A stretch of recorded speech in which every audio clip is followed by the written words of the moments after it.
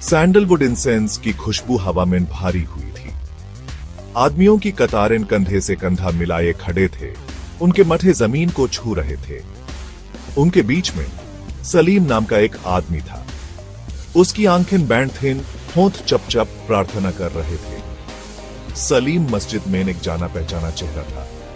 अपने शांत स्वभाव और नरम मुस्कान के लिए जाने जाने वाले वो कम्युनिटी में सामान्य व्यक्ति थे। लेकिन आज कुछ अलग था। उसके शरीर में कंपन हो रहा था, कंधे हल्के से हिल रहे थे। उसने अपने आप को संभालने की कोशिश की, उस शांति को वापस पाने की कोशिश की जो वो प्रार्थना में ढूंढता था। लेकिन बंध टूट चुका था। एक आंसू निकलकर उसके गाल पर एक गीला रास्ता बनाता हुआ चुपचाप प्रार्थना की रुख पर गिर गया। सलीम के बगल वाला आदमी हिला, उसकी आंखें हैरानी से खुल गईं।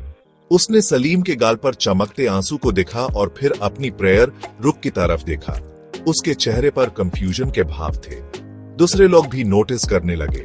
विस्पर्स धीरे और क्यूरियस कतारों में फैल गए। इतने धार्मिक आदमी में इतना दुख कैसे हो सकता है? प्रार्थना की पवित्रता के दौरान एक पक्के बिलीवर को आंसुओं में क्या डांट ला सकता है? सलीम अपने आसपास की फुसलों से अनजान रहा। उसकी दुनिया, उसकी प्रेयर रुक जितनी छोटी हो गई थी, उसका पूरा वजूद दुख की एक लहर में डूबा हुआ था जिसे वो अब और नहीं रोक सकता था। इमाम की आवाज, जो आमतौर पर आराम और मार्गदर्शन का सोर्स होती थी, दूर सी लग रही थी, सलीम के अंदर के कष्ट की गराज में खो गई थी। प्रार्थना के शब्द, जो आमतौर पर दिलासे का सोर्स होते थे, अब एक कच्चे घाव पर नमक जैसे लग रहे थे। मस्जिद में चर्चा होने लगी। क्या सलीम को कोई बुरी खबर मिली थी? क्या यह एक पर्सनल ट्रेजेडी थी? कोई बहुत बड़ा नुकसान? कुछ लोग उसकी बीवी के बारे में फुसा रहे थे, एक ऐसी औरत जो अपनी तेज जुबान और तेज मिजाज के लिए जानी जाती थी।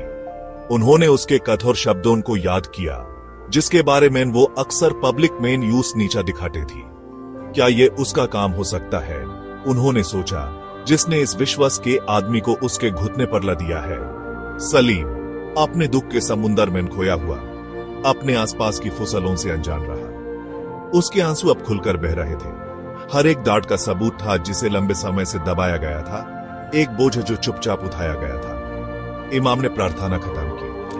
उसकी आवाज मस्जिद में गूंज रही थी, विश्वासियों पर शांति और आशीर्वाद की प्रार्थना कर रही थी। लेकिन सलीम के लिए कोई शांति नहीं थी, सिर्फ एक घायल आत्मा की कठिन पीड़ा थी। जैसे ही जमात बिखारने लगी, कुछ आदमी सलीम के पास पहुंचे। उनके चेहरे चिंता से भरे हुए थे। उन्होंने आराम के शब्द दिए, उनकी आवाजों में सच्ची सहानुभूति थी। सलीम बोलने में न समर्थ, बस अपना सिर हिला दिया। उसके आंसू ऐसे दर्द का सबूत थे जो शब्दों से परे था। वो अपने पैरों पर खड़ा हुआ, उसके पैर थोड़ा कांप रहे थे और जीने के लिए मुड़ा।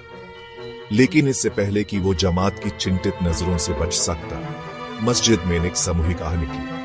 सलीम की पीठ पर उसकी सदी सफेद शर्ट के नीचे छिपा हुआ जुल्म के निशान थे, काले निशान उसकी त्वचा के विरुद्ध।